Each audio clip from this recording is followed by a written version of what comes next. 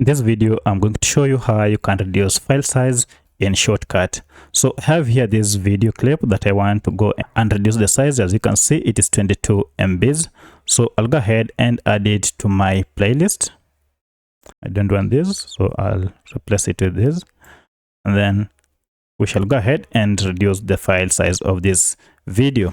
So to reduce the file size, it is pretty much simple. Just go ahead and tap on export, and from export, tap on this advanced option.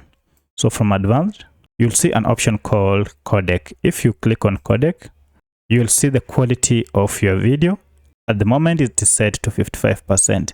So the best way to reduce your video size is by reducing the quality.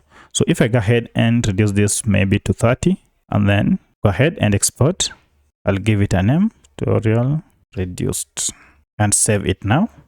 It will go ahead and begin the download. So let me show you the downloaded version and see the difference in size.